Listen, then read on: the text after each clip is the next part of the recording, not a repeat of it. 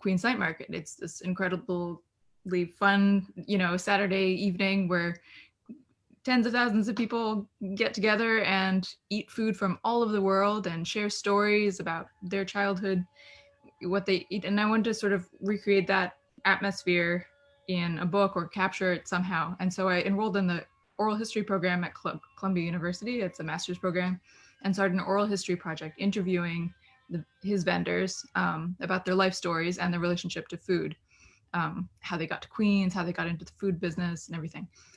So this is a cookbook, and John was in charge of the recipes, getting them from the vendors and helping them, turn them into something legible and replicable at home, which is not always a given because it tends to be like street food. And I was in charge of the stories, so the little like biographical chapters that are often directly taken from my oral history interviews, of which I've done like 70 so far. Nice. The vendors. So we both actually simultaneously had book ideas. He had been percolating a cookbook idea for many years, and I came in wanting to do a more like oral history of the scene. And he was approached by a book agent, and I was like, we're melding. And there so you go. I love it. I love it. I love it. So thanks for that introduction there. So John Wang, man, Taiwanese background, born and raised in Texas, went to Yale, really apparently a really smart guy, triple major. I want to come work for you someday. But terrific story. So I'm going to put you on the spot since your wife, Storm, did mention that you're married. What's the best dish from the cookbook that she cooks? Yeah, that you can cook. You should ask me another question. I have not been on record ever answering that question. So. He's very diplomatic. Oh my God, he refuses to pick favorites. I did tell you that he was the smartest guy probably. Yeah, I can easily pick least favorites. That's my favorite thing to do. All right, all kidding aside though, John. So tell us. So again, you do the Queen's Night Market, which is a pretty fabulous thing, and so this book is kind of a compilation of that experience over the last. Queen's Night Market's been what, 5 years, 5th year? This would have been our 6th year, yeah. Yeah. So tell us about the night market, if you wouldn't mind, and then the genesis of the book, or whether the book came first or what have you. But tell us a little bit about that. Sure. So the Queen's Night Market launched back in 2015. The idea came at the beginning of 2014, and I had quit being a lawyer, and I decided that I would spend a year doing something crazy, like starting New York's first night market. Fast forward, it launched to many tens of thousands of people in April 2015, and many more than we expected. And then since then, it's been sort of in some ways a blur, but some ways a slog. We've had something like over 500 independent businesses vend at the Queen's Night Market. Over 300 of those are brand new businesses that made their debut at the Queen's Night Market. We've represented over 90 countries through our vendors and their food. We've had something like 200 to 300 live performances from local artists, and we've had something like 1.5 million visitors since we opened 2015. This year is obviously a bust. We had to cancel, and hopefully we can open on schedule next year in April. Good news from the vaccine pending. And so this book, we've had something like 500 independent vendors. About, I think, almost 400 of those are food vendors. So this is really a snapshot profile of about 50 of them, chosen for all sorts of reasons. Vendors that wanted to put their recipes out there, vendors that wanted to be part of Storm's Oral History Project, vendors who had, some of the vendors unfortunately had recipes that, couldn't be translated into a page, or couldn't be, broken down into something so easily standardized, really. So this tells, shares the recipes, most of them which are available at the Queen's Night Market, and also gives you a sort of a short introduction to their background. And Storm's done a great job picking out some of the most compelling stories from her hours-long interviews with each of them. So I would have expected each of you to be a little bit bigger after I see some of these recipes in here, just larger people. But I happen to have married a wonderful Polish Italian woman from Greenpoint, and I see the potato and cheese pierogi, and I also saw the Guyanese beef patties, and you name it. It's really in here. One of my questions is, you know, you guys both know, you've heard the story before about Queens being the most diverse place on earth. From a night market perspective, as we talk about the book and so on, are most of the folks that attend the night market, from your perspective, I don't know whether you track this, are they local folks from Queens, or do you attract people from outside the area that want to experience all that is Queens? Yeah. To be frank, the last time we did an actual survey was something like 2017, I think. And at that point, it was something like 75% of the visitors were from Queens. And then 25%, maybe, 20% were from the other boroughs, the outer boroughs of Queens. And then we had, maybe 5% were sort of travelers. But I'm pretty sure that's no longer accurate. I think, we've, on each Saturday night, you'll see people that have flown in specifically from, all over the world to come, and it's really close to the airports. So hopefully they're staying really close. We haven't tracked that specifically for a while, but it's, it also is strange because it varies week to week. It depends who writes about it that week. And on weeks that we don't get any press coverage, it's probably mostly Queens locals. And then, nights we end up in some sort of national or international, feature piece, then we'll get a lot of tourists that week. So it changes, but there's no doubt that Queens locals are sort of the driver of our patronage. Yeah, as I think about that, I don't know whether that's, it's wonderful, right, in general, that you have all that kind of attendance. I guess for me, that's a double-edged sword, right? Like, it's so good that people, if you said 75% are coming locally, like they want to explore their own food, right? And it also would be great if we can get more of a balance of people that would come in from other places to kind of, the whole eat, live, work, play thing. It'd be great to get some people to come here that not only live here but work and can kind of play and eat while they're in Queens County. It's an interesting paradigm. I also look at it as, people in our diverse borough have all different types of instincts. Do you get most of the folks that are at the night market putting out their food? Are they mostly John, are they mostly Queens people? The majority for sure. I don't know. Again, the percentages change week to week, but I think for sure it's always been the majority have been from Queens, and a lot from, Flushing and Astoria and Southeast Queens and Central Queens. And honestly, vendors move around. They're sort of small businesses, small families, and they sometimes move around New York a lot. So, vendors who started off in Queens might end up in Brooklyn and vice versa. But yeah, for sure, the majority have always been from Queens. And I thought you were going to ask whether they all had restaurants, and the answer would have been very, very few of them. And Storm would tell you a bit more about some of their background and the way they have incredibly diverse backgrounds, but in some ways, probably there's some parallels to be found amongst the vendors. On the list of my questions, that's the next one. So Storm, could you take it from there about whether they have their own restaurants or whether they're doing it at the back of their house or anything about that? So I mean, part of what I thought was so cool about these vendors' sort of stories was their approach to what they're doing, their approach to their business sense. It's very few of them have restaurants, and it's really diverse. It's hard to pin down. It's very spread out. Some, but few, actually looking at it as a sort of money-making endeavor, and many work. Their main job is in the food industry elsewhere somehow, and this is their like personal business. But I would say most have day jobs outside the food industry, and this is really just kind of like a passion project. So it's really interesting to see that energy and how that changes how the vibe of the market and how they approach what they sell.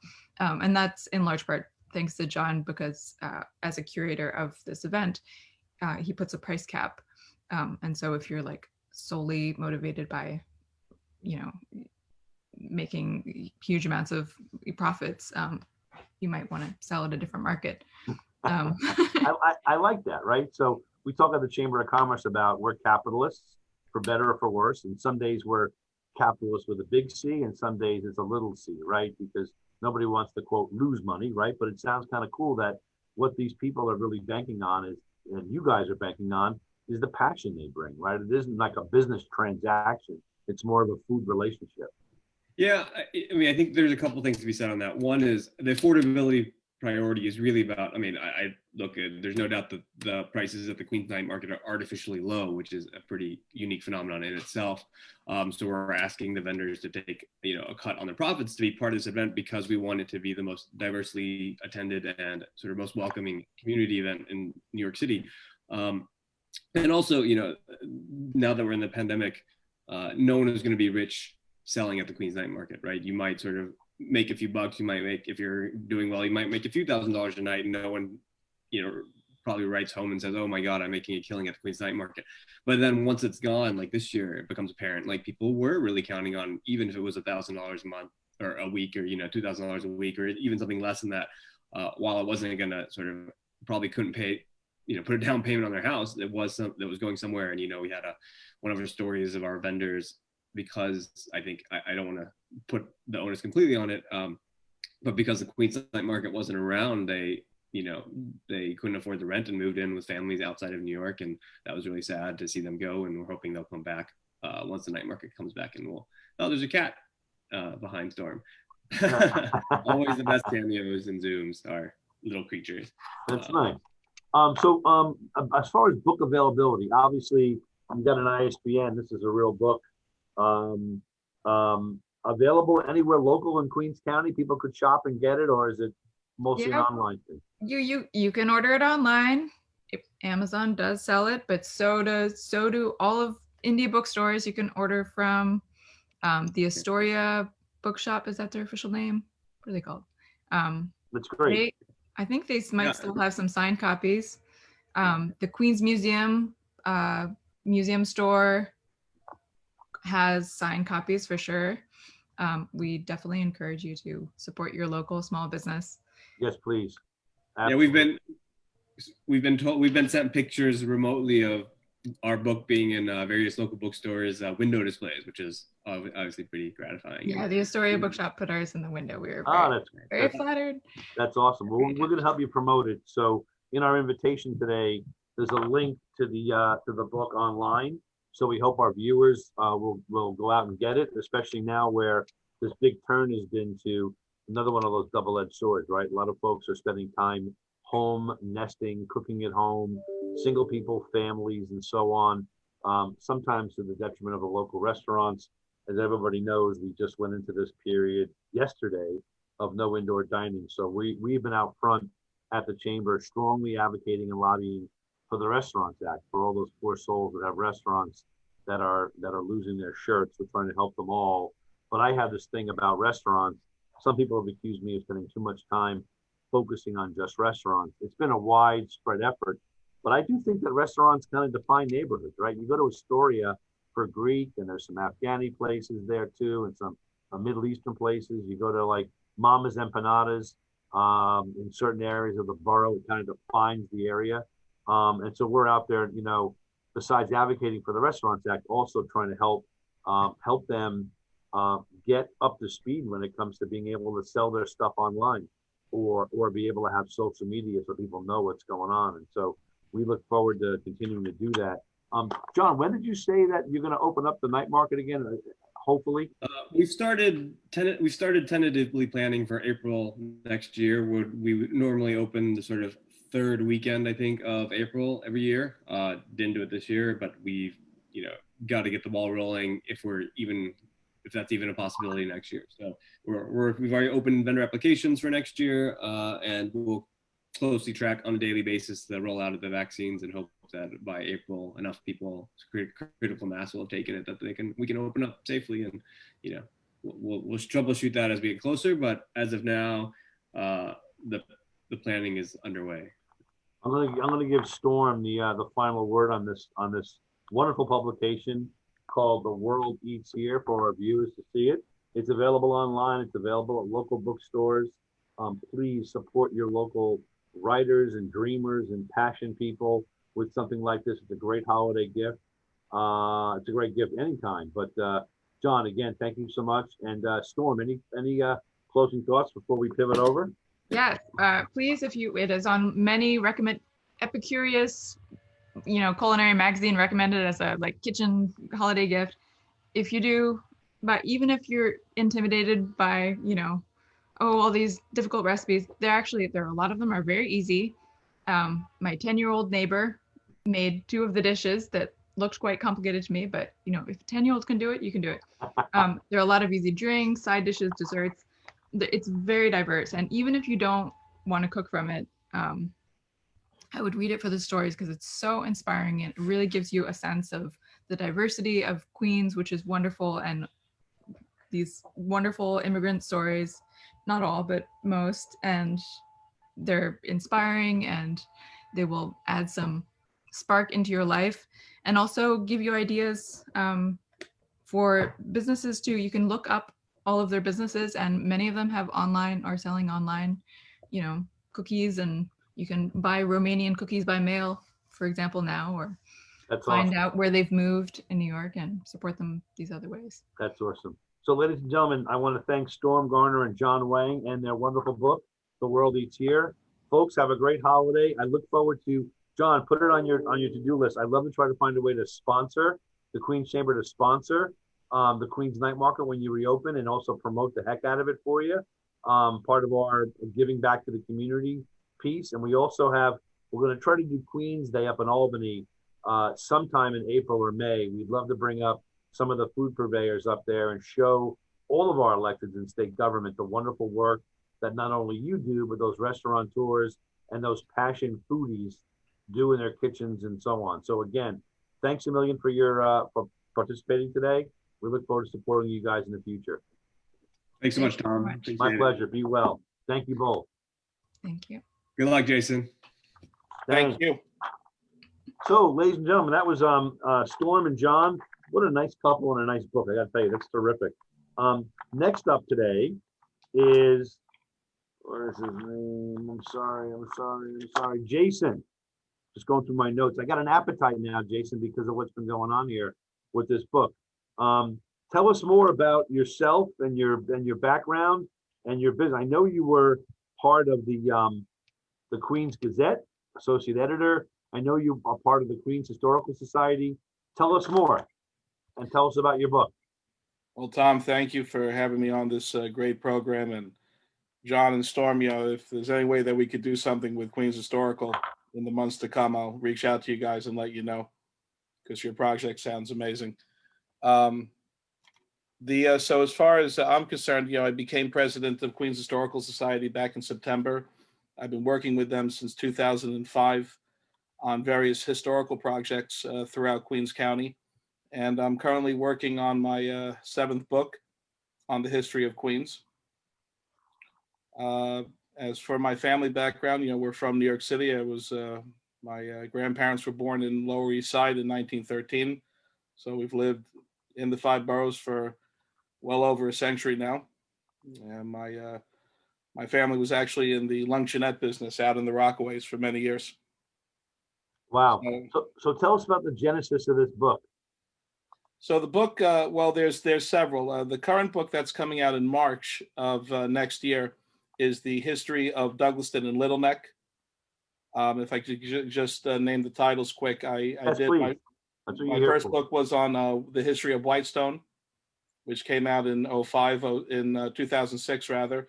And then in 2006, I had the honor of being asked by Arcadia Publishing to write the first history book on Shea Stadium, which I have right here. I'm going to hold it up.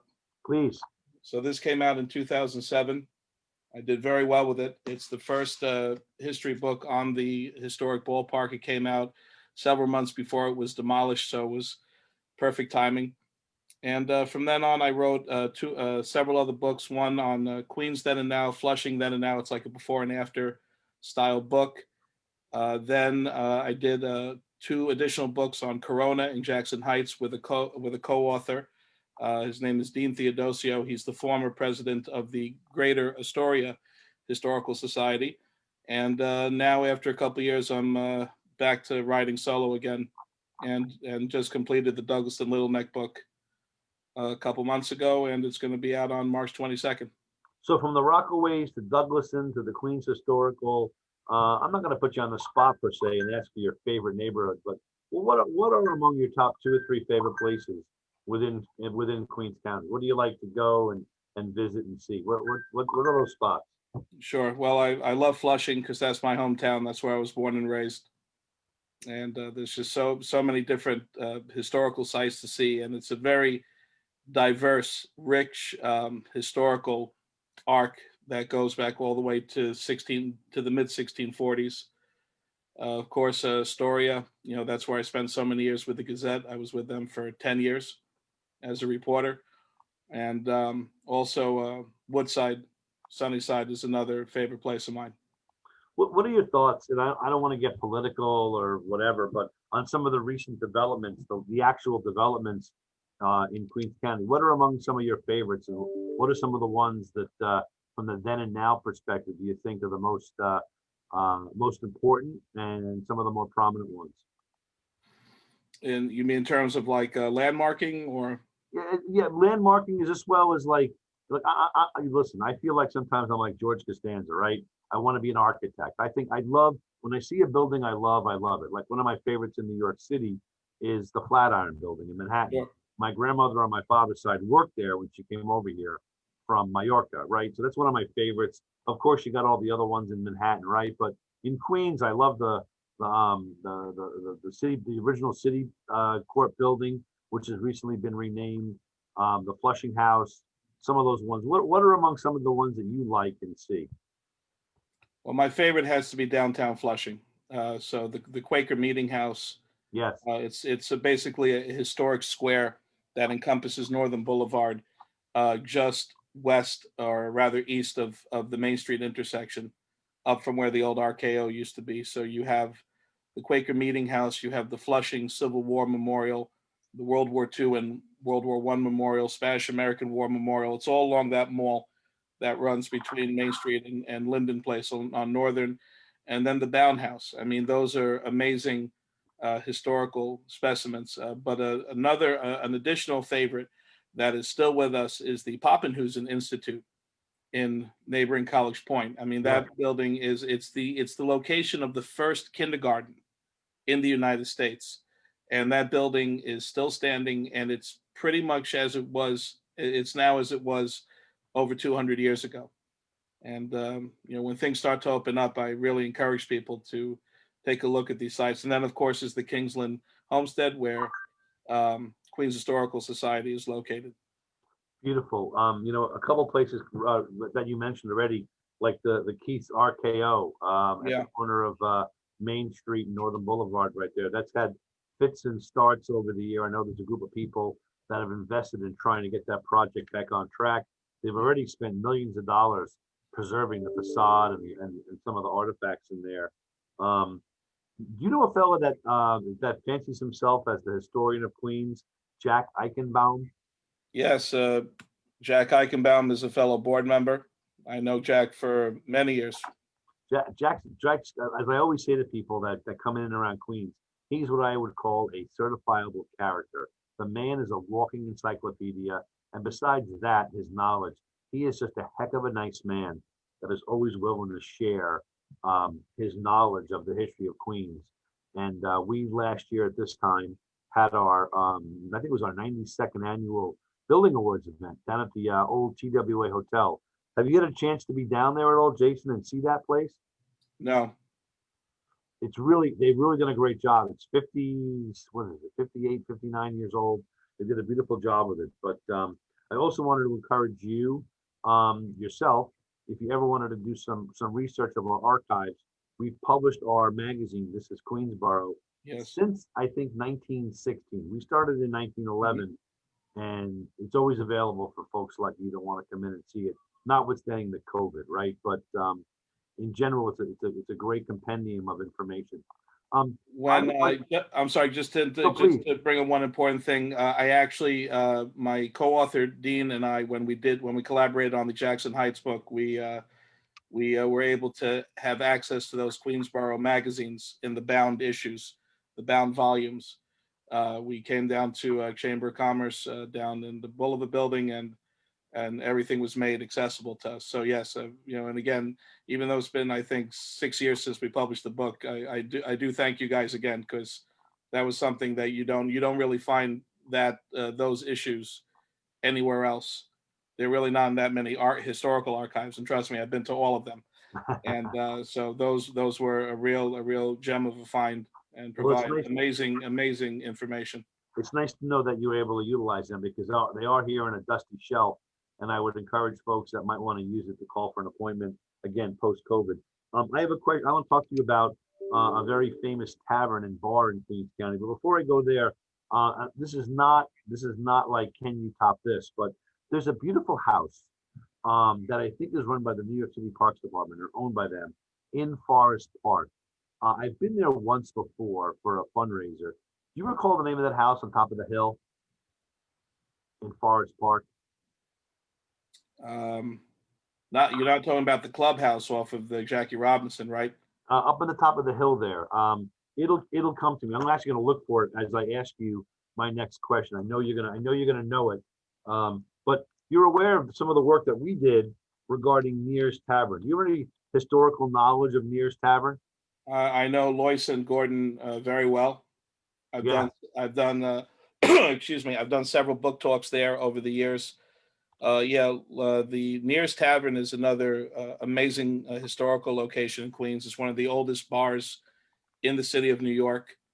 It was originally a pub house for the Union Course for the racetrack in Woodhaven, which was directly across the street. The main entrance of the race course was directly across the street from Near's, and it was the Union Course Tavern, and then it was the I believe it was the Blue Pump House.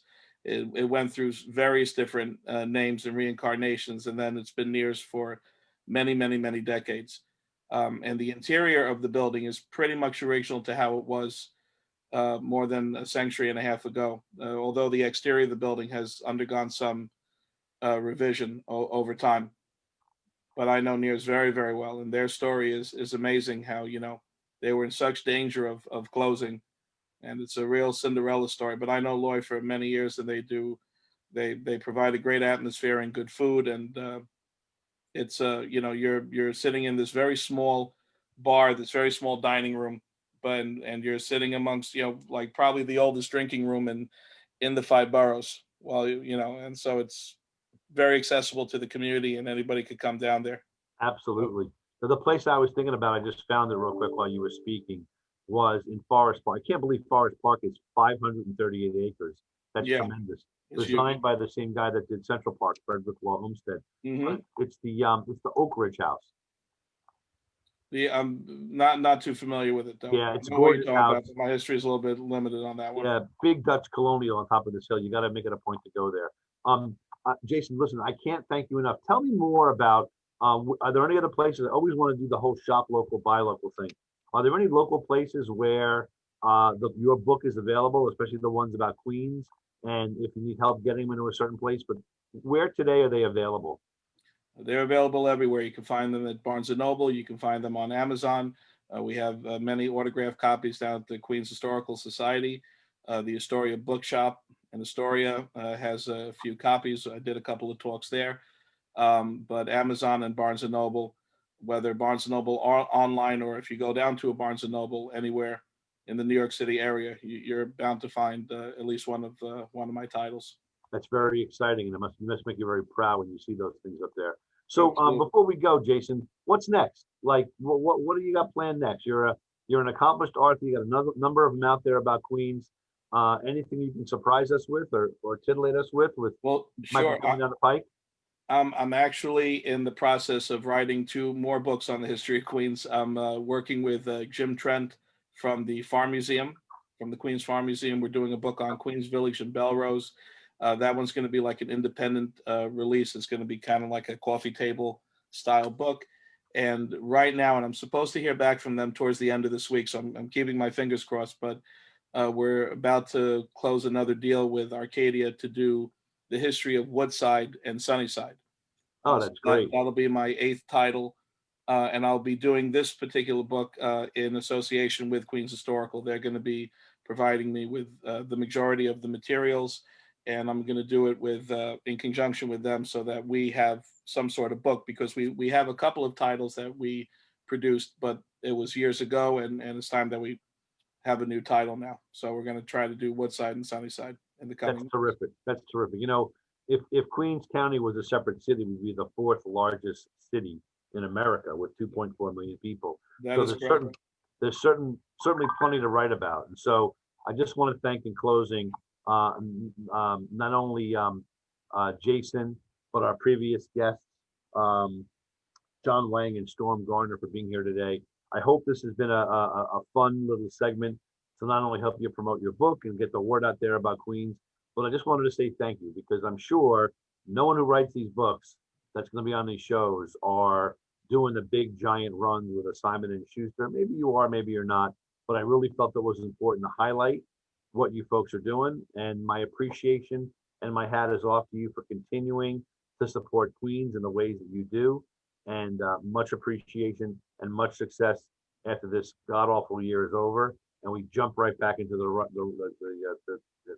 things in 2021. So again, my hat is off. Thanks very much for your support, past, present, and future. Tom, thank you for having me. Our pleasure. Take care. You guys be well. Thank you. Bye now. Take care. Have a great holiday. Nice meeting you, Storm. Bye.